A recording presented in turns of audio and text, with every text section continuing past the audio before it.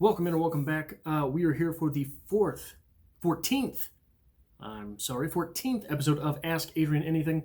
And today's question comes to us from our friend Lorena, who asks, what are some of your biggest regrets? What an absolute bitch thing to ask. Thank you for that. Wanted to keep things light, I suppose. Wanted to keep things nice and hearty.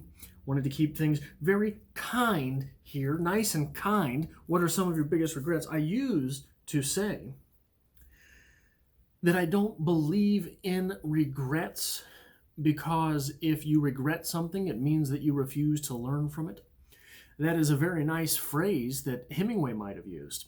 But I don't believe it to be true. Not entirely. I think that it is overall true.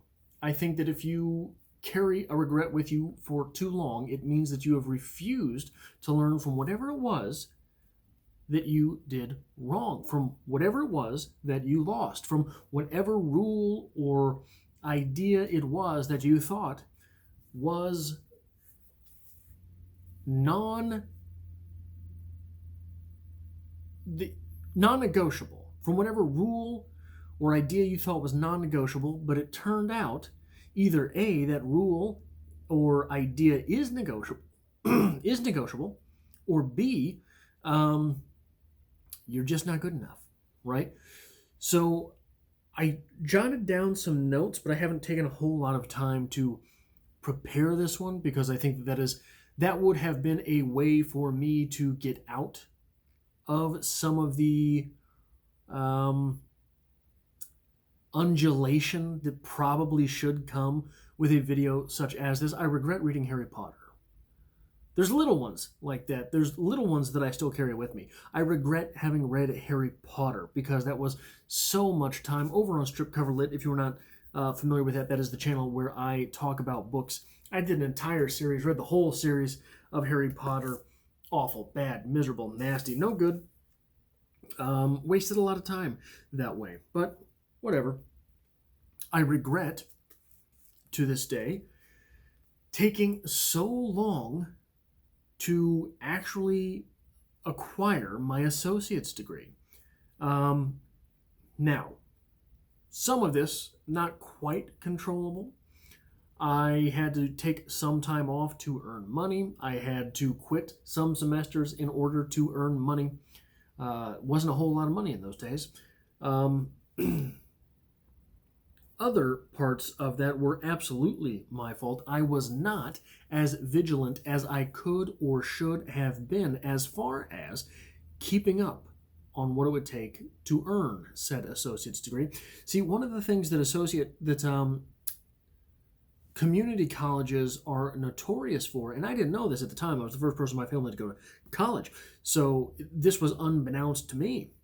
One of the things for which community colleges are so renowned is the fact that they keep you guessing on just what it is you have to do in order to get that goddamn degree. So, you come back for class in the fall after having taken a semester off, and then there's the summer, and the requirements for what it was to attain an associate's degree have changed. They've altered just a little bit of it, just enough that you can't quite recognize where it is that you are versus where it is that you were. And by the time you get that much put together, well, that very next semester, they've changed things up again. So, look, you enrolled in, for me, it would have been, what was it, fall of 05? Fall of 04? Yeah, fall of 04, you enroll. So whatever the requirements were then, that's all you have to do in order to get your associate's degree. But by 3 semesters in, those requirements have changed 4 times, and you can't find the original requirements anywhere. It's strange how that works, especially how that worked in a somewhat pre-internet world. Of course, you could enroll online when I was first in community college, but it was not easy. And all of the classes, you had to register by using a pamphlet and typing in a course number versus any type of easy access system. It was all quite confusing, so you may as well go there and find and there were stories all the time of people who registered for a class, paid for the class, but were kicked out somewhere along the lines, but the money was never refunded to them.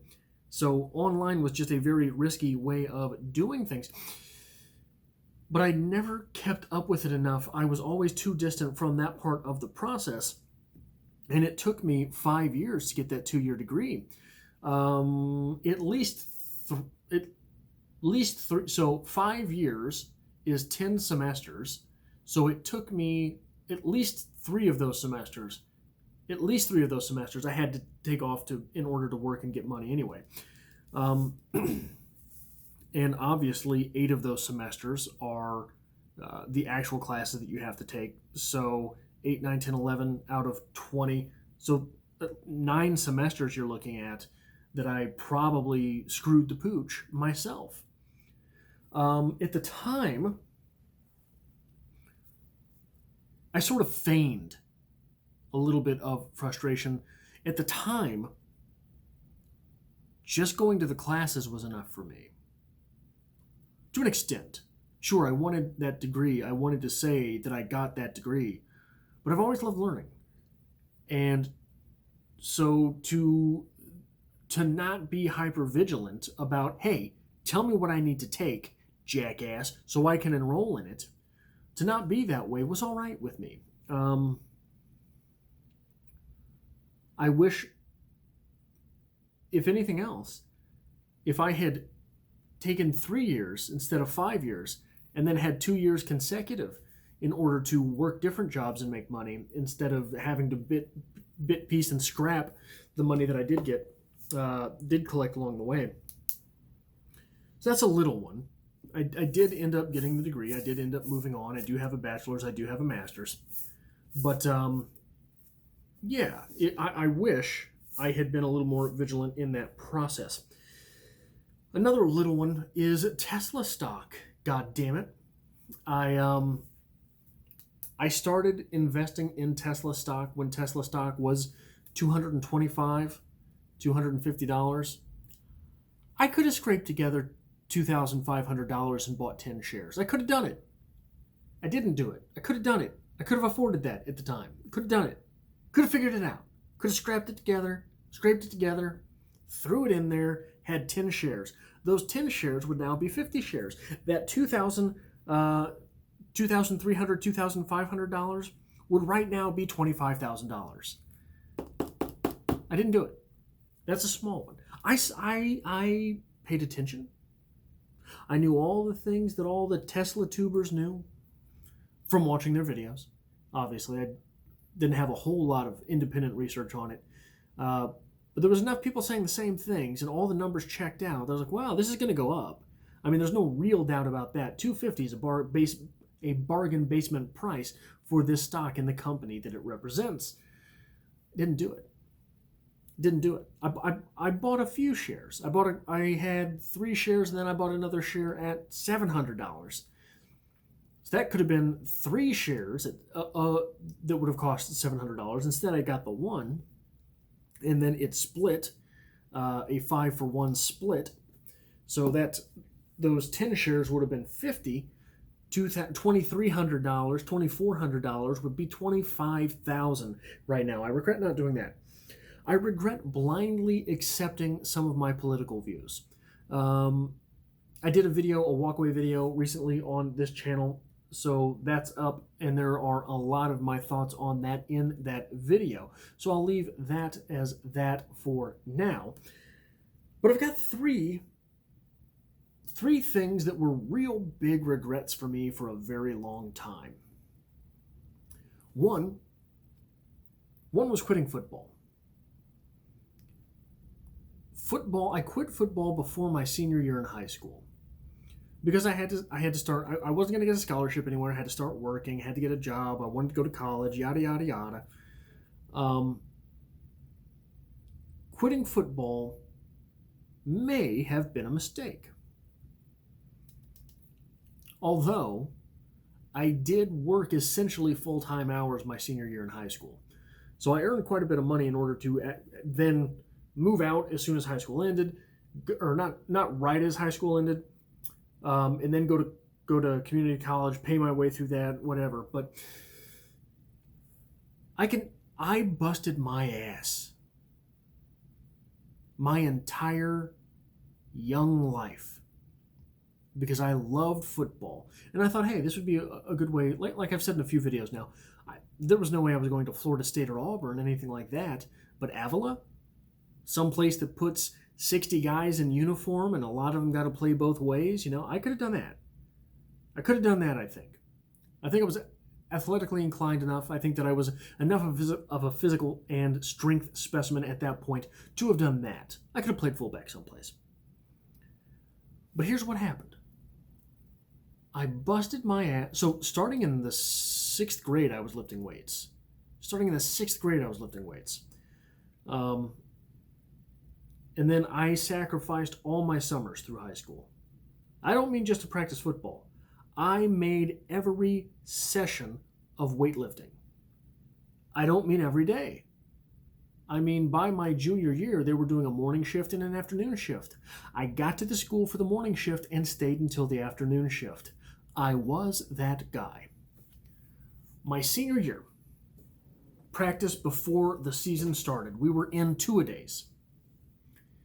And we had switched to a 4-4 defense. It means 4 down linemen, 4 linebackers behind them. I was one of the outside linebackers in this configuration. And we had this, so the middle linebacker, his man in a pass defense would have ended up being the running back. Unless the running back motioned out and crossed my face. Then that running back is my man. We're in practice. So these are all scenarios set up to test our knowledge of the defense. Well, the running back goes in motion and crosses my face. The middle linebacker runs out after him. I shout after him, hey, that's my man now. We were both way outside. He didn't listen to me. He didn't hear me, whatever it was. So there was a tight end, then the running back motions passed. So then the tight end would have been his man, and the running back would have been mine. So I'm trying to tell him, that's my man. And he doesn't hear me for whatever reason. So I set back up in front of the tight end. Instead of just blowing the assignment and sacrificing that play of practice in order to learn things, I didn't want to screw up. My whole life I'd been yelled at for screwing up, for being a screw up. I didn't want to screw up. So I let him take that guy, and I went back, and I was going to cover the tight end one-on-one. Coach blows a gasket. What the hell are you doing, Fort? What are you doing on the field? You know that's not your man. The running back is your man. Yada, yada, yada. Well, I just took it. Instead of pleading my case, which you can't plead your case on the football field anyway, I just took it. The next day, I was no longer in the starting lineup. At that point, that's all it took for both the coach and for me. If, after all this busting my ass that I had done, all it takes is me to blow one assignment on one play in practice, and it wasn't even my fault, and you're demoting me, was it ever worth the work? Did you want me in that starting lineup to begin with? So at that point, I just kind of had it. I was done. At that point, I realized, hey, maybe this wasn't worth it. These past 4 years of doing this, not worth it. So I quit football. If I had stayed, could I have earned back that starting role? Maybe. I don't know. Maybe I just really wasn't any good at football. Maybe that's why Coach was so quick to demote me out of the starting lineup. I don't know. I regret that. I regret having quit so easily. But at the time, it didn't feel so easily. Another one, I was in love once. I was. And it was a burst of love. It was something which was, by that time in life, I had already talked myself out of believing that love was a real thing. And it's always at that point that you find it. And the woman with whom I was in this, we had never really dedicated ourselves to being in a relationship. So this whole time it was sort of easy to talk yourself into, this isn't as serious as you think it is. And so our birthdays were 6 months apart, and we never celebrated a birthday together. That's how short a time we were together. We were together 4-ish months. And she told me about her dreams. What her dreams were to go off and pursue this thing. This thing was half a country away. We weren't going to see each other. She was not allowed to come back. Bits and pieces, you can probably piece together what it is, but it's not my business to really spread, so I'm not going to. And at that point, I sort of talked myself into believing that, that maybe this meant a lot more to me than it should have. Maybe, if this really is her goal to go and do this thing, then me caring for her, my job here is to help her get prepared for this thing. And then send her on her way, and I guess I'll just live the rest of my life, because fuck me. I was not ready in my life for how much that was going to impact me. I'm past it now, right? You move on. But at that time, she left, and I was crushed. I was done. So they say that alcoholism is genetic. And they say that one of the ways that you understand that is that when you get a certain amount of alcohol in you in a short period of time, alcohol being a depressant normally slows people down. If it is an alcoholic, someone with the alcoholic genes, it does not slow you down. Your heart rate increases. You're loving it. I knew I had alcoholism in the family. And I wouldn't say up to that point in my life I had problems with alcohol. I had problems in life, and I thought that alcohol was the solution. When that hit, and I realized how destitute I was, how desolate the universe is, and it is, I hit the bottle hard.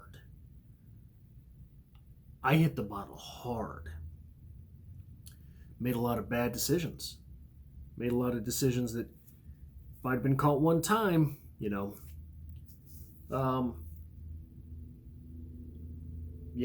So for a long time, I regretted not having spoken up as far as what she meant to me. So here's the thing, though.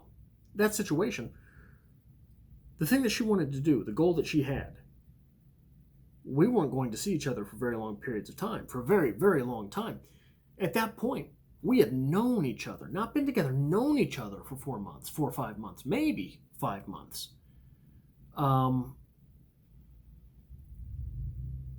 So how do you deal with that?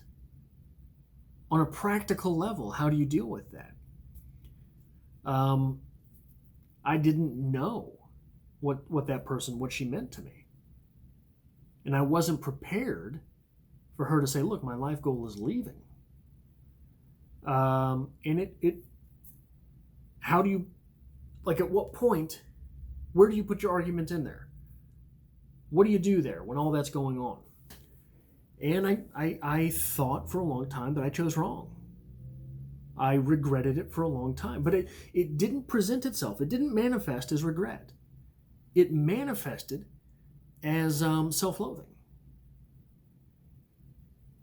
which oftentimes I realize now when it pops up, when self-loathing pops up, it is a manifestation of regret. But I didn't know that at the time. I had no idea.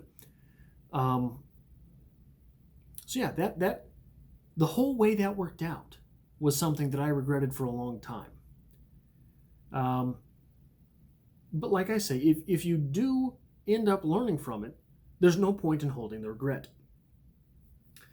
The one thing that I will say I do regret to this day, that's an actual thing, not that I didn't buy enough Tesla when I could have bought Tesla. The one thing that I will say I hold to this day as a regret is grad school, but not for the reason that might be obvious. I have a master's degree in creative writing, which is absolutely worthless. It's worse than worthless because what you're doing is you are getting tens of thousands of dollars sucked out of your future in return for nothing tangible. A master's degree in creative writing is absolutely worthless, and most of the professors that I had in grad school, miserably worthless. People that I would not ask to proofread my work, let alone ask them for direction on how to get better. But that's not the reason. I knew all of those things moving out there. You're not going to get a job in creative writing. You're not going to get a job because of that. You're not going to get hired because of that, especially in the Midwest. In the Midwest, you show someone that you have a master's degree in creative writing during an interview process, they go, oh yeah, what are you going to do with that, asshole? And it's the right question. That is the correct question. What I regret from grad school is that I did not work harder. Now, I did work very hard. I bought every book that we were assigned, and I did not read the assigned readings. I read the entire book. All of them. Every book I was assigned in grad school. Read the whole thing. By the way, most of grad school, until my last quarter out there, most of grad school I was working 30 hours a week. My last quarter out there, I worked 10 hours a week. But a lot of places today, 30 hours a week is full time. So I had a full-time job even through grad school. And what I was doing is work. I was working 3 10-hour days. So those other 4 days, one of them was class. And even on the day of class, I would write 500 words, regardless of what the assignments were. The assignments throughout grad school were nothing. I didn't care about that. I went off to dedicate myself to the craft. I became, in essence, a monk for literature. And I was writing 500 to 1,000 words a day. I read all of the, not just the assigned texts, but the texts that had been assigned, the entire books. I read so much writing outside of that. That's where I first read 10th of December. That's where I first read As I Lay Dying. First made my way through As I Lay Dying. I was supposed to have read it before that. It's where I first read, I reread the complete works of Ernest Hemingway, well, the short stories of Ernest Hemingway, all sorts of stuff. Basically, I woke up at around 8 and went to the library. Went to the library from 8 to around 4, working on reading, on writing, on editing, all of these things. Basically, assignments be damned. I did what I want when I wanted. So from 8 to 4, I did that. Then I went to the gym to release everything from my mind, right? Just to air out a little bit. And then I went home. So around 6:30, I would get home. And that's when I would type things up. I would edit a second time on the computer. I would work on submissions. I don't know how many submissions. Got some things published. And what else was it? I would drink like hell. I was still suffering with the previous thing, right? So drink like hell. So that would be after I would do the editing and the typing and all of that. Then I would start drinking like hell from 10 to midnight or 1, sometimes 2 in the morning, while I would be writing again. So that was my day. I didn't work hard enough. I just didn't. I have to accept that. And the reason I am having those regrets today is that, so first off, I should have started a YouTube channel back then. That would have been 2013, 2000, late 2012 into 2013. I should have just started it then. I should have started a strip cover lit then, but I didn't. I didn't start strip cover lit until December of 2015. But I should have worked harder. I don't know where I would have put that work. I don't know what that work would have been on. Probably a novel. I should have finished a novel while I was out there. I should have worked on a novel. I should have written a novel. But I didn't. There's a lot of time there and a lot of hard work, but somewhere I just didn't work hard enough. So thank you, Lorena, for sending me down this little trip down memory lane and all of my regrets. I appreciate that. I appreciate that a lot. Thank you. Son of a